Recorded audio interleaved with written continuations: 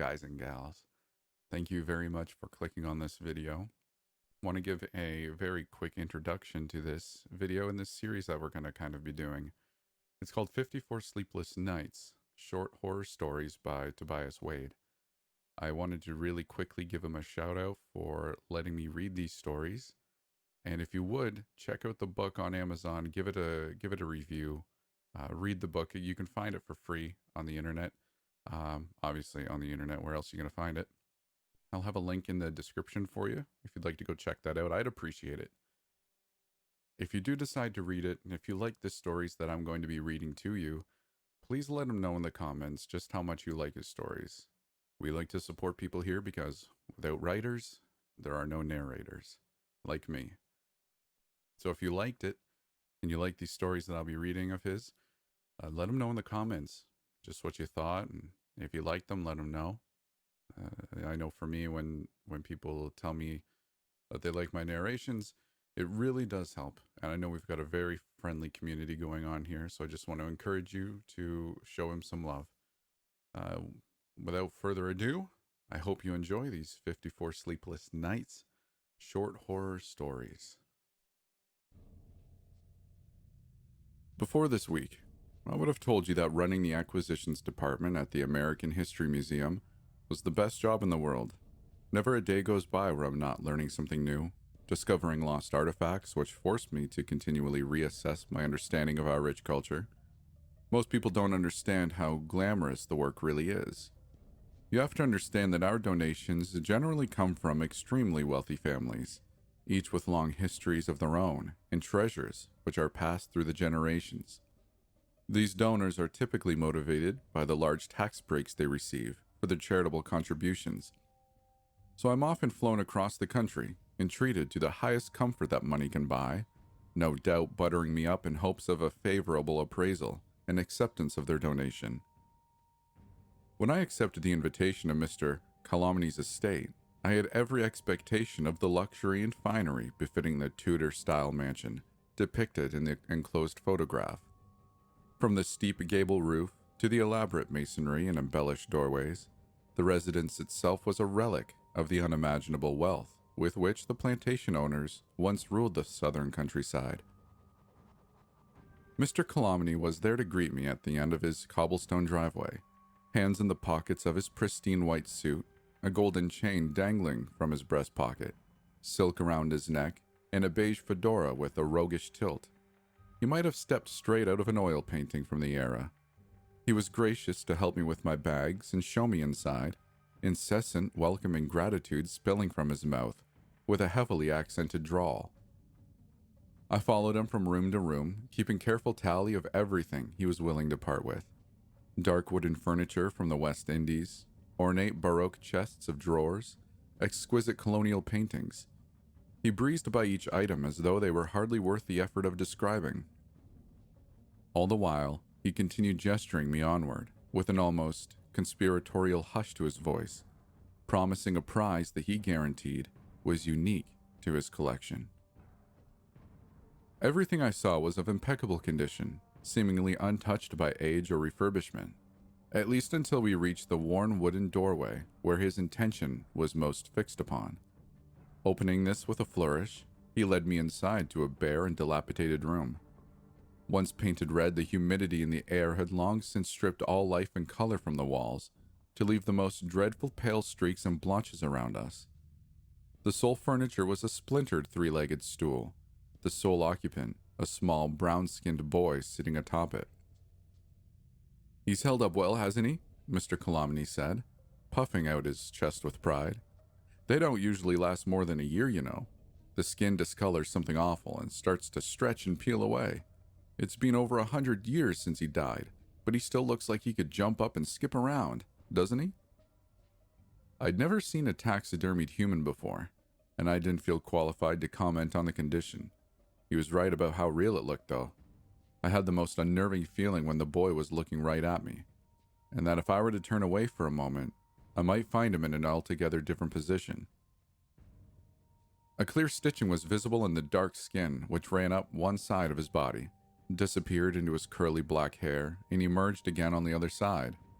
His eyes were made of glass, but a stern judgment still lingered in his furrowed brow, as though he knew exactly what had happened to him and blamed me for his fate. "Would you like to know the secret?" Mr. Calamity pressed with a hot whisper down the back of my neck. Why the skin stayed so fresh? He waited for a moment, then continued without the least bit of encouragement.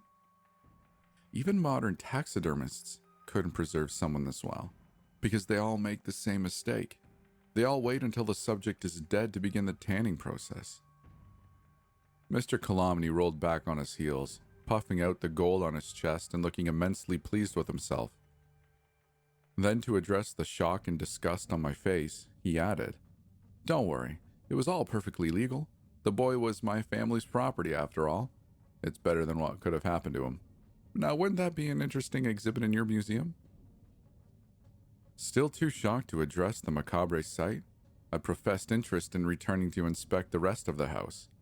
Mr. Calamity became indignant, though, insisting that this was his rarest and most valuable possession. I told him directly that our museum would not feature such a disturbing display, visibly angering the man whose voice quivered when he next spoke.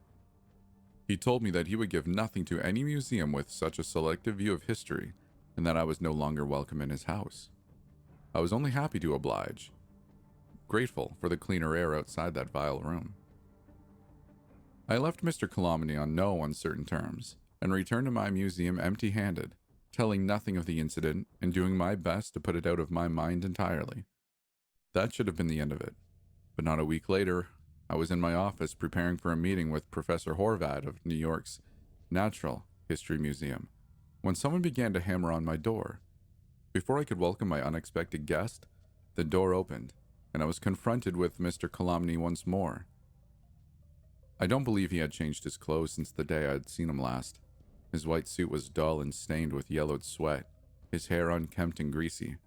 Too surprised to protest, I backed away and made room for him as he entered my office, dragging a luggage cart behind him. The object on the cart was concealed beneath a white sheet, but by its size and shape, I could easily guess that the boy was seated underneath.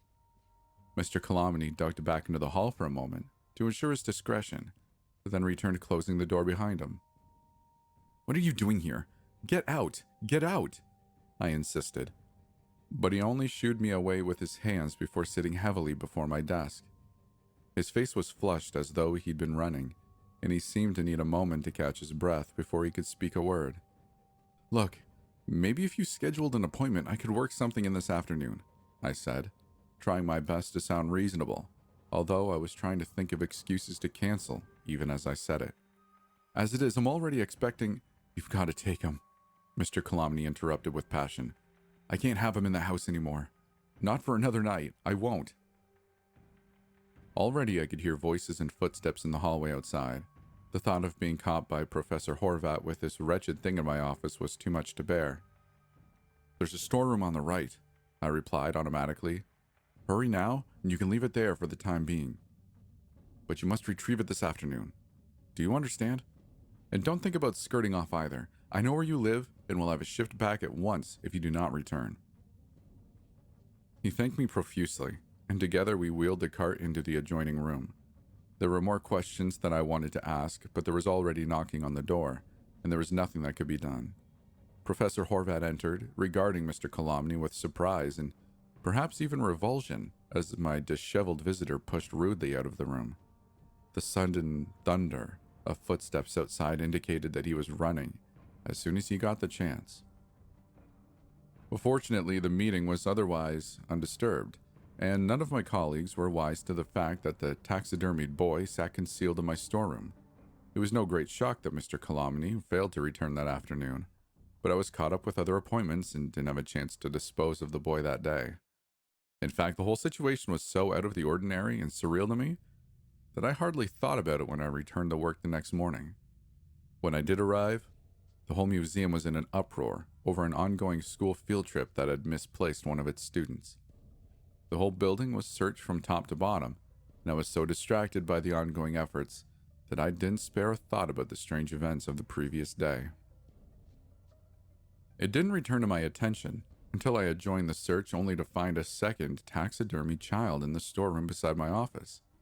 A little girl beside the boy with freshly stitched skin running up one side and down the other, with little glass eyes and a little furrowed brow, silently judging me for all the sins I've never done. It wasn't my fault, I told the glass-eyed children. I didn't do anything to either of you, and I would have stopped it if I could, but of course that didn't help them in the least. And they couldn't stay here. It would only be a matter of time before the missing student was identified. I keep them both in my house now, waiting to hear back from Mr. Colomny. The house I visited has been sold already, and I can't exactly ship them back to the innocent people who live there now. I know I should burn them, or bury them, or chop them up and throw them in a lake. I know I shouldn't feel guilty for what happened to them, but I can't even hide them in the closet without feeling ashamed. Instead, the boy is sitting at my kitchen table, the girl propped up beside the dresser in my room. I didn't do this to either of them, but I know that if I treat them poorly or ignore how they suffered, and I find a third has joined them one day, then that one really will be my fault, and that would be as bad as stitching them up myself. So I wish them good morning and good night. I read to them from the paper, and I keep the light on when they're alone in the room, and I wait. For the day their brows are smooth, and I catch them smiling again. I did not fear death, even in my final hours. I can't say that I had no regrets, but I know of no other actions or circumstances in my life which could have led to a greater serenity at the end. At peace with myself and the world around me, I slipped into that final sleep I did not expect to wake from. I believe I can tell the exact moment when I died, because it coincided with a vague sensation of falling in every direction at once. I watched something like a kaleidoscope of my body being left behind from every angle as the world folded in on itself. Thinner and thinner slices and faster, interweaving together as the intricate dance of life spiraled down into a single point. And then rebounding again, a collapsing universe exploding anew, each fragment of mind unraveling itself into the form I next occupied. I was young and strong again in my new body, and the verdant garden was bliss to behold. Every luscious plant around me grew in perfect symmetry, without the slightest blemish or rot, and the branches of every tree fit perfectly into place, with the others as though puzzle pieces locked together. There were animals too, squirrels and deer and wolves, and many others walking openly without scurrying or stalking, no displays of fear or hunger for one another. The warmth of the sun and the richness of the air was so nourishing that I never felt the urge to eat or drink in that garden, and so too must the animals have been able to coexist so perfectly. Some of the creatures spoke to me, or at least they spoke to one another, and I found no barrier in understanding them. The birds sang with contentment, and I found the song so much more beautiful than any on earth, where they must have often been warning of danger or defending their territory from rivals. There was one thing that bothered me about the way they spoke to one another, though. Each knew only their happiness in the moment, and none showed the slightest thought about where they came from or how this place came to be. I began asking the animals, but though they stopped and listened politely when addressed, they grew agitated when I persisted on the existential questions that drew my curiosity. Their answers were always evasive, suggesting pleasant things that I might do, and when pressed, always returning to the single, unequivocal rule of this place. I could go anywhere or do anything that I liked, so long as I never sought out the person in charge. If it was simply a matter of their reverence and respect, then I think I could have accepted such an answer. The way they spoke unsettled me, though, seeing such peaceful animals become fearful as they warned me away from such pursuit, hair rising on the backs of their necks, snarling faces, darting eyes, each utterly terrified by the notion that I would want to meet such a being. It did not make sense to me where such fear could be coming from in a world so far removed from death and pain and want. I could not rest with the idea of living eternally in terror of some unknown beast that ruled the land. The more they warned me, the more desperate my pursuit became, until I found myself unable to linger for a moment without my curiosity cheapening the pleasures around me. I decided that I was only able to find peace at the end of my life because I knew I had followed my passions without doubt or regret.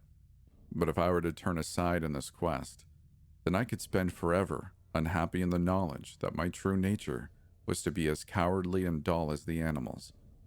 What was it to be man, if it was not to master oneself and one's surroundings, to do what was impossible for other animals?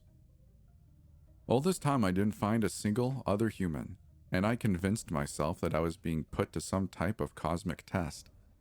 Perhaps there was one afterlife for the animals, and only once man has proven himself worthy is he able to elevate to an even greater paradise that he has earned. I imagined all the other humans in their mighty palaces looking down at me and laughing, to see me scurrying around after the squirrels as I proved myself their equals. I knew the animals must know more than they pretended to display such fear. But none were willing to tell me what I needed to know freely.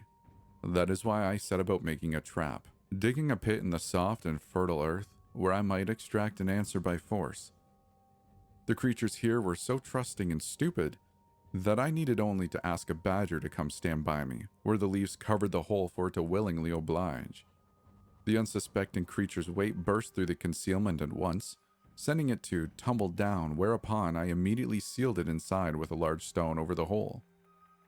I hadn't counted on quite how easygoing the creature could be, though. It continued to disregard my questions about the creator of this place, and showed no fear of me, despite my power over it. Even trapped in the dark hole, the badger slept peacefully at the bottom, as though it was its den. Forced to escalate my approach, I used 2 sticks to start a fire on the end of a leafy branch, and thrust this into the hole.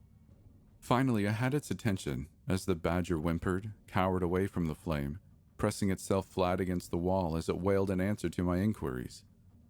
The badger said the ruler of this place lived among us, but I would never find him by looking. I could only act in such a way that made him find me.